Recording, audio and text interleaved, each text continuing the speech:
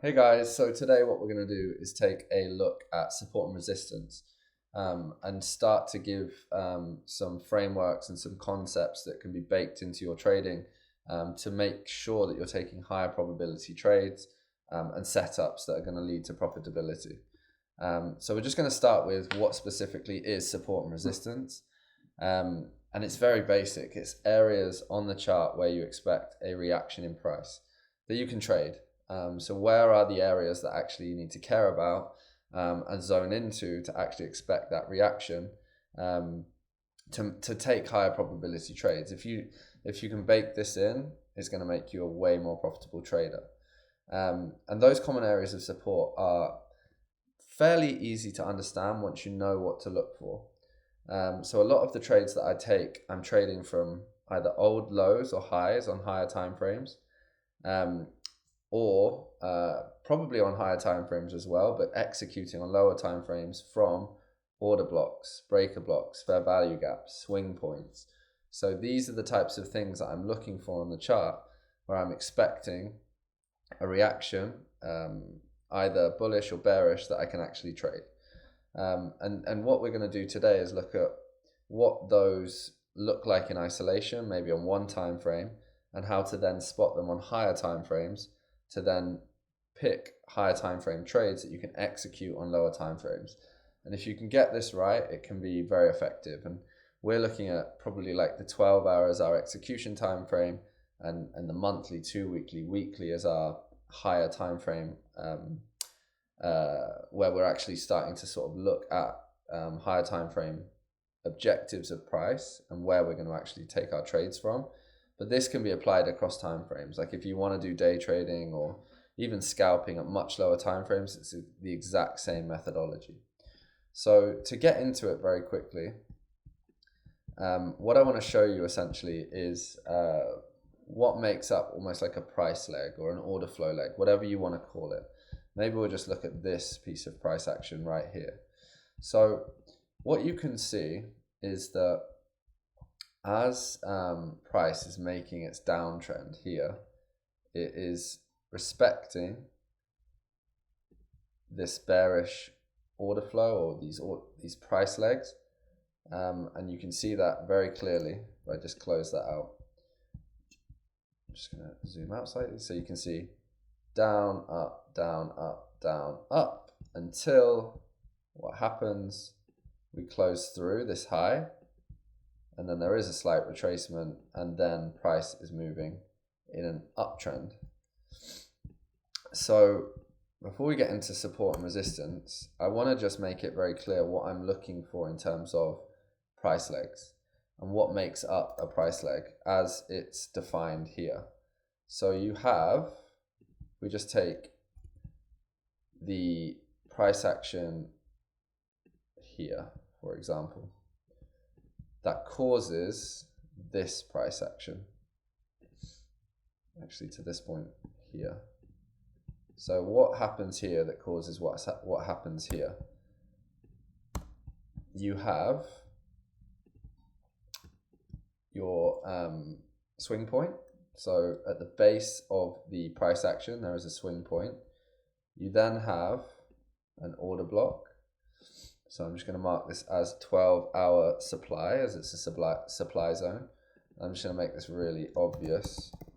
You have your supply zone, and then you have a gap in price right here, which is a fair value gap. So a fair value gap, and we'll do a dedicated video on this, but you can see in candle 1 right here and candle 2 right here, the actual highs and lows of the candles don't meet, so they leave an imbalance in price, which can be traded into, liquidated before price continues in the same direction.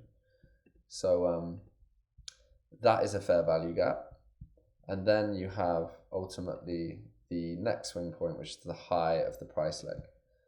So I'm just going to bring these back and just mark that there. So when you're looking at this entire area from the high to the low, you have the order block. I'm just going to call this order block and then just supply.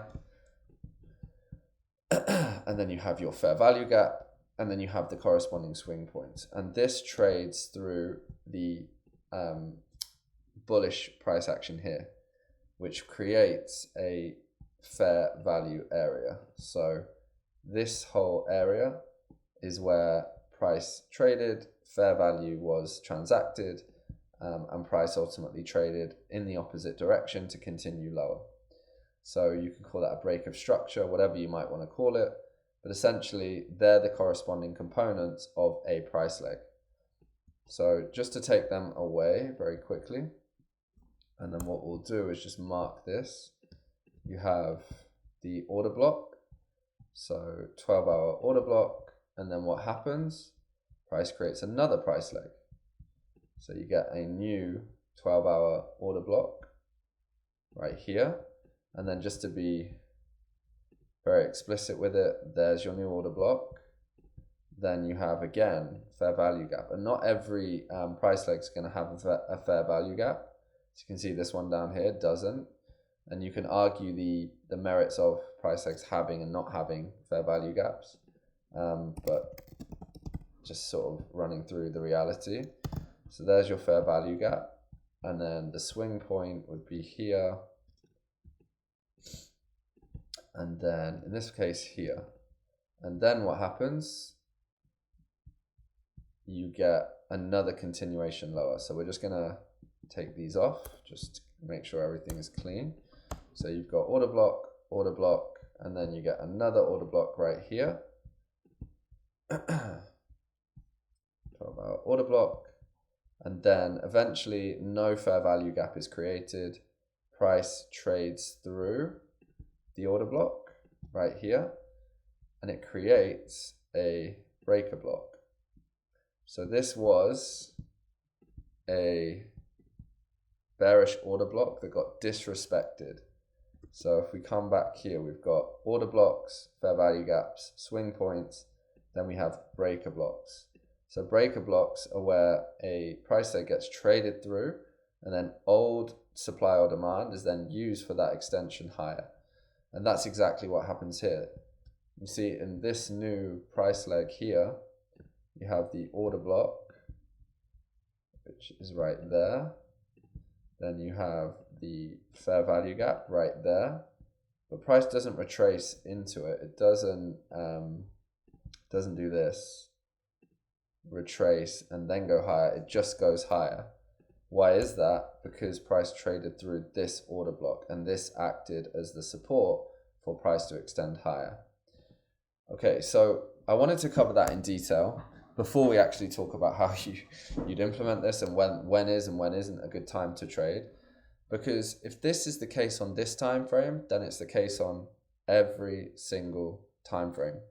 So when you go to the monthly time frame, you are looking at the exact same thing. So I'm just going to literally pick any area here, whereby you have a monthly order block right here, monthly order block, and you see price comes up. This should be support because we've traded through it, so we should be doing this if you look at this in isolation. But that does not happen, does it? Instead, what happens is that price trades lower. This is actually the new order block right here. It doesn't get tagged, but there is a fair value gap. And then price just trades slightly up and then lower and then a lot lower, disrespecting this area. So this becomes your monthly breaker block. And what happens is price is just reacting from that monthly breaker and just melting away. But I'm showing you blank charts here. When I get onto my other chart layouts, I have all of this marked out where I'm looking at all of the different monthly, 2 weekly, weekly order blocks, breaker blocks, fair value gaps to look for areas of support and resistance that I can then trade on my lower time frames. However, what undermines or is the foundational layer of all of this is the relationship between candle ranges. And what I'm going to do now is just add on to this chart, Euro USD, the monthly time frame. So I've just got a indicator here which shows you the monthly candle ranges and how they opened, how they closed behind the 12-hour price action that we have here. So when I mentioned earlier that common areas of support come from old highs and lows, what I'm really talking about is, yes, we have this, intricate price action in here, but the lows that I really care about are the lows and highs on higher time frames. So if you take this specific candle, this is the high of the candle and this is the low of the candle. And if you look at this candle here and how it closes, what does it do? It just liquidates the base of this candle. So you get reaction 1, which is this uptrend. Then you get a retracement, which is enticing everyone into this continuation, because we're probably, based on how this candle closed, targeting this low right here. So anyone in this area here, and I even had this bias at the time potentially, is looking for continued bearish price action to this level. But as soon as this candle closes, what actually becomes our target is this candle's high, because we had a range candle, manipulation candle, where we liquidate below this low. This low is creating resistance for the bearish price action, and then we can target the high of the candle that was manipulated, and that's where we can start to look for areas of support in here to take trades from. So fundamentally what you need is an understanding of, firstly, price action and how to read it, and then secondly, how to create trading ideas or bias that you can actually use to execute trades. Because as you'll see, price action and price legs get respected and disrespected all of the time until there is a very strong target for price to trade towards, and then they just get respected. And let's look at actually what happened here. So we have on the monthly time frame a CRT whereby we have bearish candle, liquidation of the low, target the opposing end. If you look at price, I mean, it's quite messy. I wonder if on the 2 weekly, sometimes you can see, I mean, this is like a structural break in the market, and we have these areas here where price came in and then respected, and then it's getting respected again. You can see now we've created this order block here, so price is maybe trading down to go higher. But irrespective of that, if we're just looking at this in isolation and we want to take this as a trading concept whereby we're looking to target the opposing end of this monthly candle, if we go back to the 12-hour time frame and we're now talking about support and resistance, we have an old high or an old low, which is creating resistance for this bearish price action. Now what we need to do is just track our price legs, track our order blocks, fair value gaps, our swing points, to start to capitalize on this move. So bear in mind, this price action here is part of this monthly candle. But as soon as this monthly candle closes at this point here, we can simply start to mark our price legs in the exact same way that we were doing. So you've got 12-hour order block, as I was just saying. I can mark this out so it's very clear. There it is. 12-hour demand. And then if we were to get really zoomed in, you can then see, no, there is no fair value gap there actually. But what does this do? It creates a new price leg higher with a new order block right here, which is a new 12-hour order block. And we have a fair value gap at this area right here, which acts as support. So this fair value gap is supporting price. It's not actually the order block necessarily, but it could be, it's the fair value gap in this instance. Price again expands, new 12-hour order block. And then we get, again, fair value gaps right here, which act as support to go higher. So if we're framing trade ideas, as soon as this monthly candle closes and we have this support area of support, we can buy the market.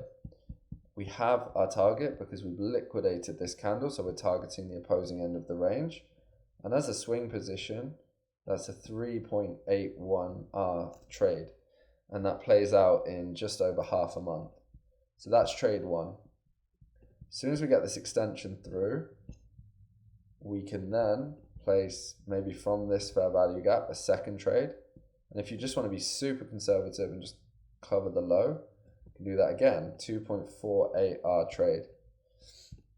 And then we hit our target. So actually it's a very straightforward piece of price action. Now what do we have? We have a shift in structure. I'm not going to get into this in too much detail, but we have a shift in structure, and we've liquidated our target. It might be that we need to go on higher time frames to actually understand what price is doing. So is this like a 3-month CRT potentially? Or is there something happening on our mid time frames that we can use to time entries here? That's not what we're going to talk about for the purpose of this video. For this video in isolation, what I wanted to show you is just how you can start to think about price legs in isolation, where in those price legs there will be support or resistance, and then how you can work with those price legs on higher time frames and using higher time frame understanding of candles to actually execute trades, and where you can pick areas of support and resistance to support you in that with those trades. Finally, what I want to show you as well, just to make this even more explicitly clear and just show you how this can work, is if we are to drop down, I'm just going to take off the monthly candle and just look again at 2 weekly price action, just to show you how this works. You can see the exact same things happening. So if this is a 2-week chart, so you've got the 2-week order block, price comes up, trades into it, fails to go higher, creates a new 2-week order block, and then trades lower. And where does it trade into before continuing lower and creating that new price leg? It trades from the fair value gap. So you've got the order block right here, then you have fair value gap right here. So when you're, I don't know if that, yeah, that is going to stick. So now if we look at our 12-hour time frame, this gets so much easier to place trades from, because we can just overlay our higher time frame onto our chart. I'll just do that quickly to actually see that much more clearly. And you can see there's an area of resistance or support, whether you're thinking bearishly or bullishly, and there's the fair value gap. So when you're getting this retracement right here, you're trading into a fair value gap after disrespecting a 2-week price leg. So you can start to frame that trade idea. And then as soon as you get the reaction on the lower time frame, whereby we have this order block right here getting disrespected, price trades straight through, as I'll show you right here. So we come up, we come down, we come up, and we just trade through. Where can we now look for shorts? Because we want to trade in the same direction as we've seen on the higher time frame. We have order block, and then we have our fair value gap right here. So we can get into how you actually execute trades. If you just covered the fair value gap, you've got potentially a good swing trade short. So the purpose of this really is to just give you that context as to how to marry timeframes together and how to look for areas of support and resistance. There There's a lot more to learn about trading. This is just taking one aspect. You've got liquidity, market structure, candle range science, price action itself, order flow. There's a lot that you need to piece together to really nail this and get very accurate entries. But hopefully this has given you a good introduction to support and resistance that you can start to implement into your trade. Cool. So see you on the next one.